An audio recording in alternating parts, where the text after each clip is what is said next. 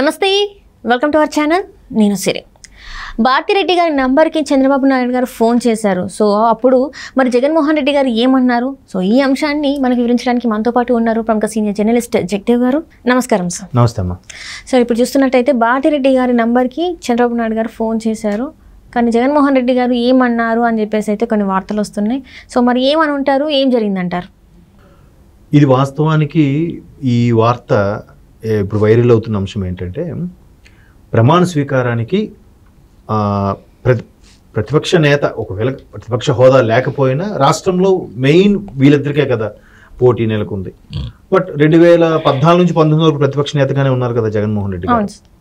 So ఒక బాధ్యతగా ఇప్పుడు రాజకీయాలను రాజకీయంగానే చూడాలమ్మా. పర్సనల్గా తీసుకునే స్టార్ట్ చేసింది 19 నుంచే జరిగిందని నా అభిప్రాయం. నీకు అర్థమవుతుందా? అంతకుముందు అంత లేదు. ఎందుకంటే సాధారణ ఓటర్లు కూడా ఎలా మాట్లాడుకునేవారంటే, మనం కొట్టుకోవడమే రాబాయ్, వాళ్ళు ఒకటే, ఎవరికి వచ్చిన వాళ్ళ పనులు అవుతాయి, వాళ్ళ ప్రాజెక్టులు అవుతాయి, కాంగ్రెస్ వస్తే టీడీపీ అవుతుంది, టీడీపీ వస్తే కాంగ్రెస్ అవుతుంది అనుకునేవారు నా చిన్నప్పుడు. వాళ్ళు ఒకటే రాబాయ్ అన్నట్టుగా. సో అట్లా ఉండేది. కానీ ఇట్లా పూర్తిగా పచ్చగడ్డి వేస్తే బొగ్గుమనేలాగా ఎక్స్ట్రీమ్ లెవెల్కి వెళ్ళిపోయే విమర్శలు ఎంత దారుణంగా ఉంటాయి. ఇప్పుడు కొడాల నాని గారి అంశమే తీసుకోండి, ఎంత వైరల్ అవుతున్నాయి. ఆయన ఆడి చంద్రబాబు గారికి ముందు ఆ కుప్పంలో గెలిచి చూపించమనండి, ఆడి గెలిస్తే రాజకీయాలు మానేస్తా అని అన్నాడు. అది కాక రాష్ట్రం మొత్తం మీద నేను గెలిచే వాళ్ళు, నేను జగన్మోహన్ రెడ్డి గారు ఉంటారు, నన్ను ఓడించే మగాడు ఎవడని పుట్టాడా అన్నాడు. అవి వైరల్ అవుతున్నాయి. ఎందుకమ్మా ప్రగల్భాలు? ఇంకోటి, తను కబ్జా చేసిన భూములు ఎవరైతే ఉన్నారో పాత ఓనర్స్ వాళ్ళు వచ్చి కూడా అది మొన్న కౌంటింగ్ నెక్స్ట్ డే జరిగింది, 5వ తేదీ జరిగిన అంశం. అది జరిగిపోయి కూడా వారం రోజులు అయిపోయింది. అంటే ఇట్లా ఇవన్నీ మాట్లాడుకోవడం వేస్ట్. అంత వెళ్ళొద్దు. ఏదైనా అదొక ప్రొఫెషన్. ఓకే, సేవ అన్నారు, సేవకి ఇప్పుడు ప్రొఫెషన్గా మార్చుకున్నారు, ఓకే. కానీ మరీ పర్సనల్గా తీసేసుకొని బూతులు, అమ్మాయి బూతులు తిట్టుకొని ఎక్స్ట్రీమ్ లెవెల్కి వెళ్ళడం అనేది తప్పు. సో ఈయన గౌరవపూర్వకంగా పిలిచాడు. ఈయన పిలవడానికి వెయిట్ చేస్తే ఆ అనుచరులు ఎవరికి చేయాలో వాళ్ళకి చేశారు. చేస్తే సార్ అందుబాటులో లేరు. భారతి గారికి కూడా చేశారు, ప్రయత్నించారట. ఆవిడ కూడా లేరండి, నేను ఆయన చెప్తాను అంటే ఫోన్ ఇవ్వడానికి ఇష్టం లేదో మరి ఇతర కారణాలు మనకు తెలియదు. అంటే అదొక పద్ధతి, సిస్టమ్ అంతే. ఇప్పుడు ఈవెన్ 2014లో బైఫరికేట్ అయిన తర్వాత ఆంధ్రప్రదేశ్ మొదటి ముఖ్యమంత్రి చంద్రబాబు నాయుడు గారు అమరావతి రాజధానిగా ప్రకటించుకుందాము అని చెప్పి దానికి ప్రధానమంత్రి అప్పుడు నరేంద్ర మోడీ గారిని అప్పుడు కూడా పిలిచారు, వచ్చారు, గ్రాండ్ ఇనాగరేషన్. దానికి కూడా జగన్మోహన్ రెడ్డి గారిని పిలిచారు. ప్రతిపక్ష హోదాలో అప్పటికి చాలా సీట్లు ఉన్నాయి, 20-30 సీట్లు ఉన్నట్టున్నాయి కదా. సో ఎన్ని గుర్తులేదు నాకు. మరి అప్పుడు ఏం చేయాలి? గౌరవప్రదంగా వెళ్ళాలి, స్టేజ్ మీద కూర్చోవాలి, లేదా ప్రధాన ప్రతిపక్ష హోదాలో ఉండాలి. వెళ్ళొచ్చిన తర్వాత ప్రభుత్వం సరిగ్గా మర్యాదలు చేయలేదండి, మేము ఏదో ఊహించామని ఇట్లా విమర్శలు చేయాలి. అది తెలివైన రాజకీయ నాయకుడి పనితం. ఆయన అప్పుడు పోలేదు. నేను అప్పుడు ఆయన తాలూకు అభిమానులకు, అనుచరులు కూడా ఎలాగా మాట్లాడితే, అరే పిచ్చోళ్ళారా, మీరు వెళ్ళాలరా, మీ నాయకుడు వెళ్ళి అది బాగాలేదు ఇది బాగాలేదని ఇచ్చారు. మగపిల్లి వాళ్ళలాగా బెట్టు చేయాలి, అంతే కదమ్మా.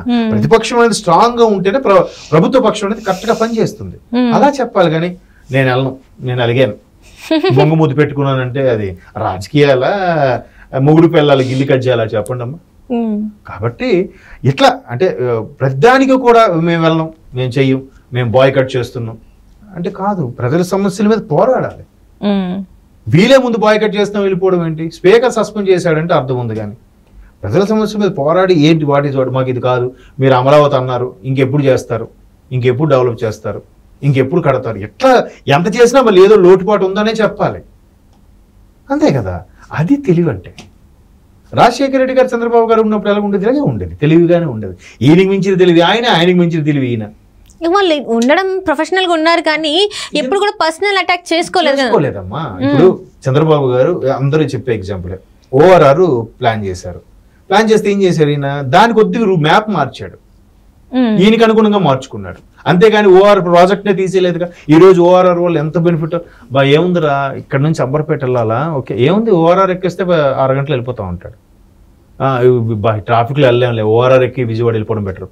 ఎంతమందికి లబ్ధి చేకూరుతుంది, ఎంతమంది దాని చుట్టూ కూడా ఎంత డెవలప్ అయిపోయిందమ్మా.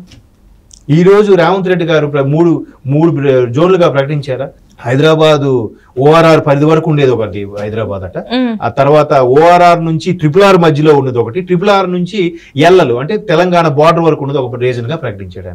ఇది ఎలా వచ్చింది? ఇది ఆ ఓఆర్ఆర్ పుణ్యమే కదా, రీజనల్ రీజనల్ రింగ్ రోడ్, ఆ రీజనల్ రింగ్ రోడ్ ఓఆర్ఆర్ ముందు అవుట్ రింగ్ రోడ్ వల్లే కదా ఇదంతా ఒక్కొక్కటిగా స్ప్రెడ్ అయ్యింది, ఎంత ల్యాండ్ కాస్ట్ పెరిగింది, అవునా కదా.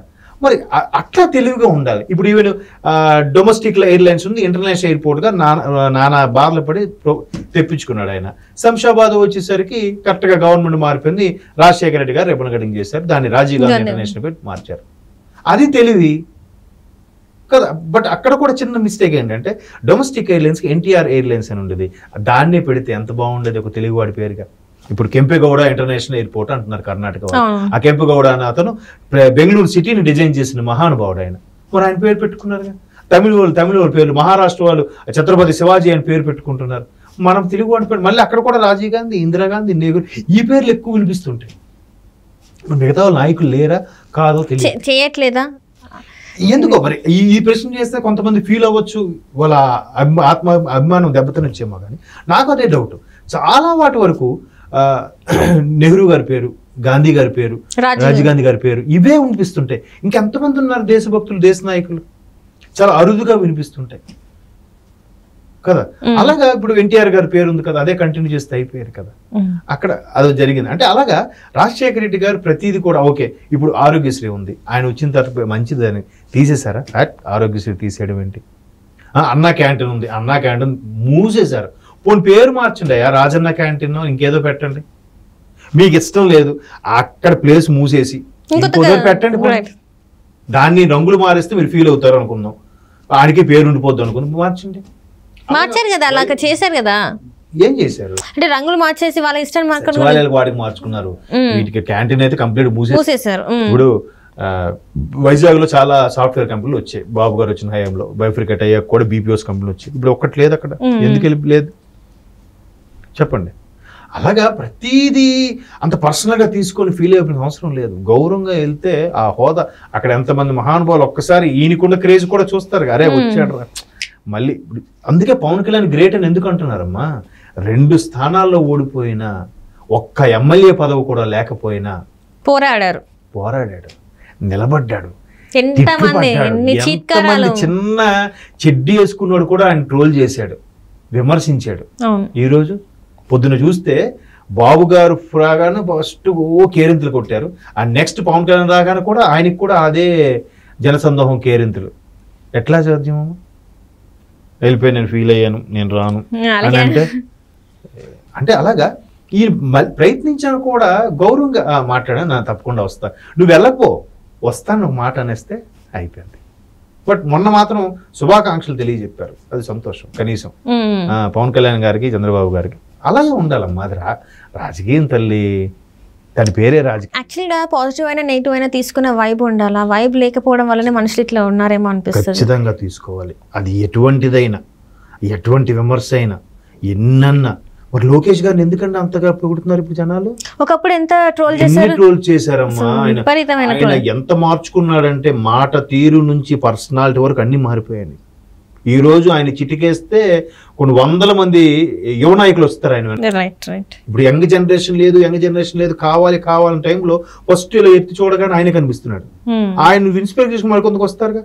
ఆయన ఏజ్ తగ్గ ఆయన పెద్ద ఆయన దగ్గరికి వెళ్ళాం, ఆయనతో మాట్లాడదాం అని ఈయనతో మాట్లాడినాడు. రేపు ఈయన ఒక నాయకుడిగా తయారవుతుంటాడు, ఆయన వెనక్కి నడిచినోడు. అది రావాలి, కొత్త నీరు వస్తూ ఉండాలి కదా. అది మంచి పద్ధతి. అంటే అలాగా ఎందుకు మరి అది మరి ఎవరి ఇష్టం వాళ్ళది. బట్ పక్కనుండే సలహాదారులు కూడా చెప్తూ ఉండాలి, అనుభవజ్ఞులు చెప్తూ ఉంటాయి. ఆ సవ్యంగా వెళ్తుంటే అది గెలిపోవటంలో సహజం.